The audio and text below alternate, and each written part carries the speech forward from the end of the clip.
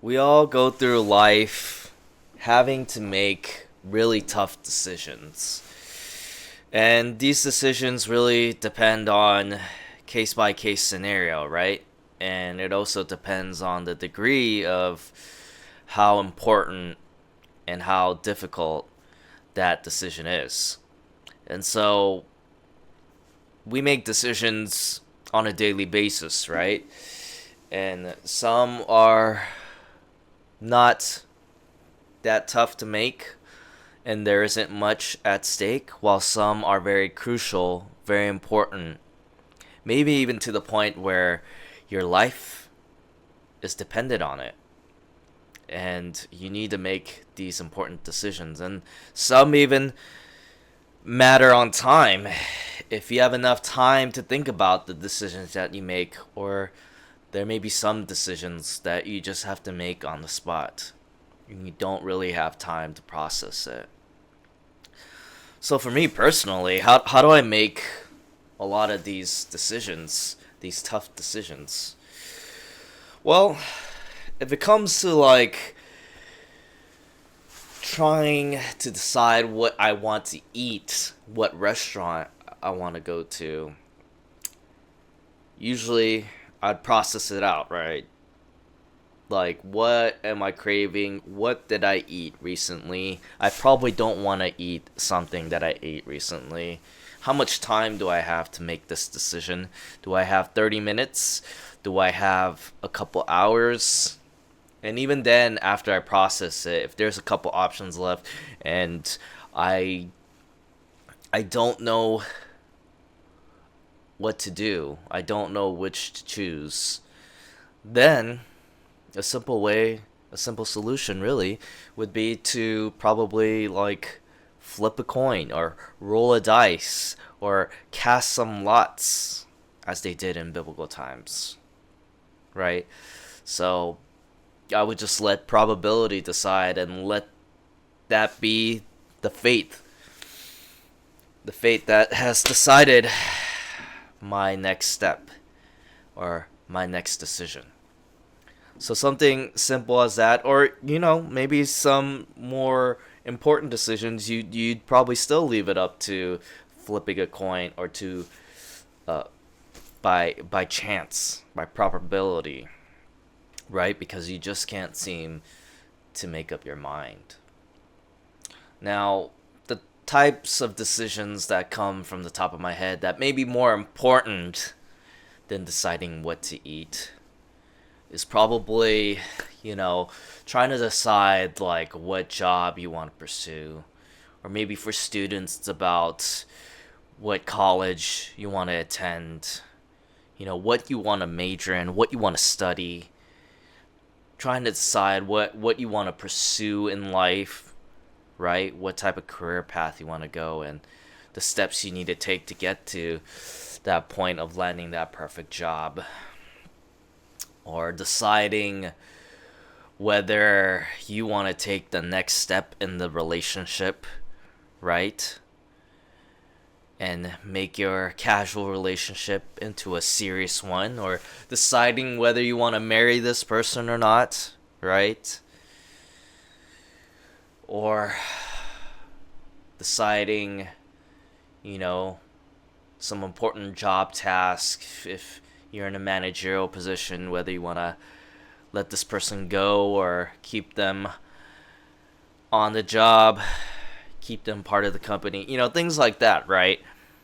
That you really probably need some time to process and think about.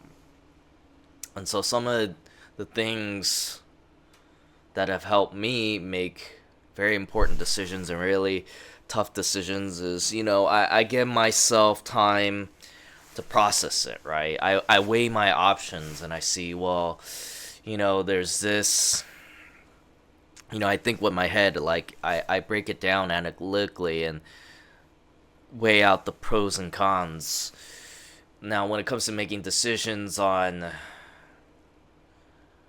about certain things or things that you choose to pursue, but relationships, that might be a lot harder to do, to weigh pros and cons. And That may be debatable whether that's appropriate or not, but people still do it, you know, and you don't want to dehumanize them or devalue them by weighing out your pros and cons, right? The benefits and the disadvantages of the things that weigh in on your decision, right? And so, you really have to process it. You really have to see, well, is how much of it does this benefit me? Is this the right thing to do, or how much of it is it really going to end up being a really bad decision? It's going to end up with more cons and more negatives, because you think about the plus and the minuses, and you obviously want more pluses than minuses. And then you also got to weigh out like what it is, your criteria, right? What matters more to you, right?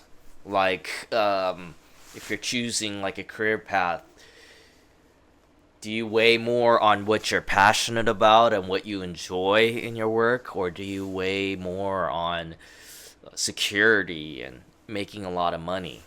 Like, what do you value more? Your enjoyment, your joy, enjoying your work that you do and sacrificing pay, or do you put more weight on security and stability and making good money, right?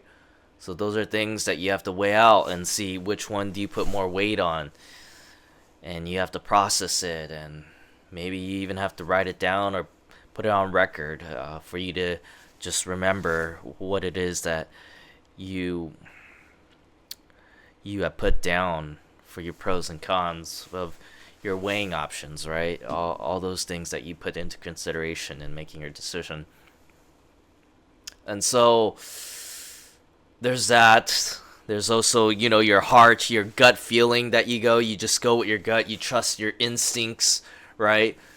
You do put into account what your head says, and you've done all the math, you've done all the calculations and the analytics, and still you can't decide. So sometimes you rely on your gut, your heart. What does your heart say, right?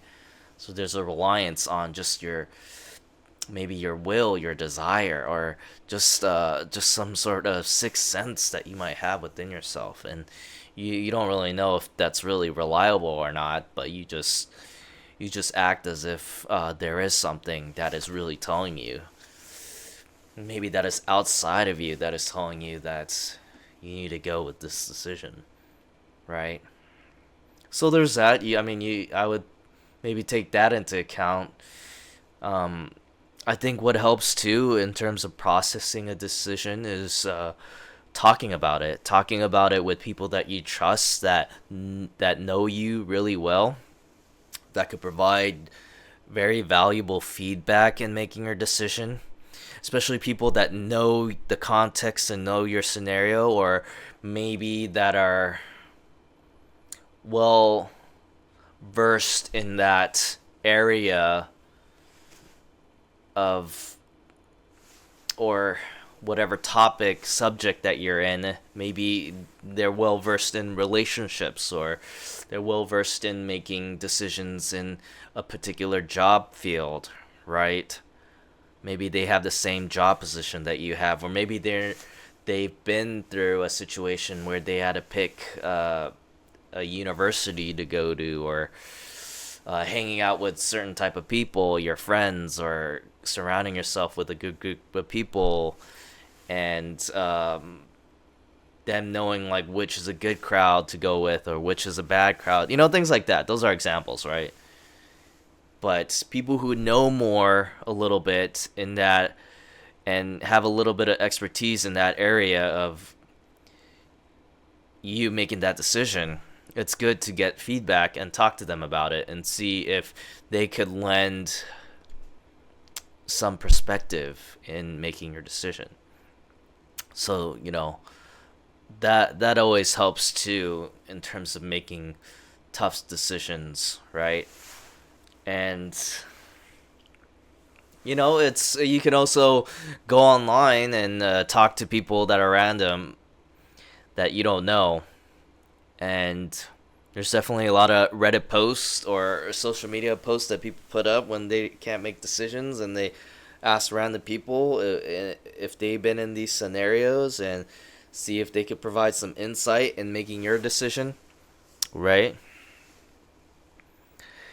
And it also matters like how much feedback you want, because if you have too many, then it'll probably make it harder for you to make your decision, because now there's too many options. But then if you have majority of the people saying the same thing, and you feel like their input is very wise and they lend a really good perspective and good insight in your decision making process, then maybe that can really help and encourage you to make that same decision that they're telling you, right? Or you could just go against it and just go with your gut feeling, and because at the end of the day, it's you that has to make the decision, right? Really, other people aren't gonna make those decisions for you. Or they might, I mean, depending on the scenario, but most of the time, you have ownership of your life, and you hold responsibility for your own actions. So you got to make the decision on what it is you want to do next. And it's always the tough ones that keep us frozen, right? And that's probably the one thing you shouldn't do, is freeze, right? And not make a decision when it takes too long for you to make a decision.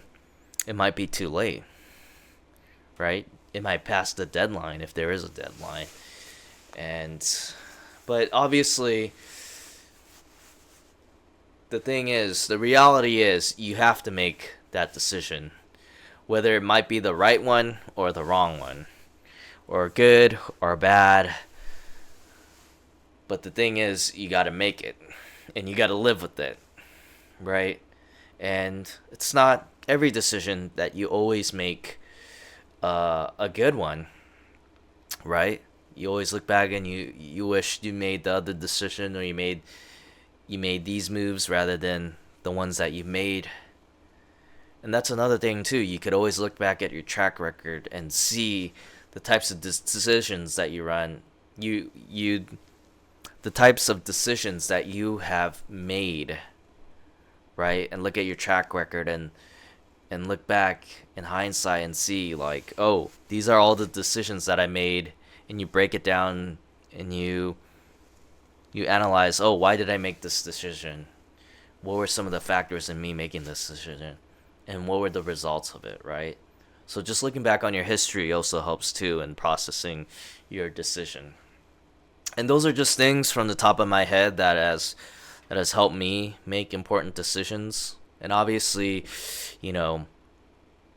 including myself, there's spiritual people who believe in faith, who believe in God and an entity that is guiding them in making these decisions. So we pray, we look towards someone to help us, to guide us in making these decisions, right? So there's also that into play. If you're really into faith, right?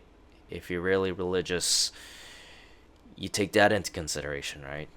You add in prayer, or you ask the divine, you ask God for help in this situation.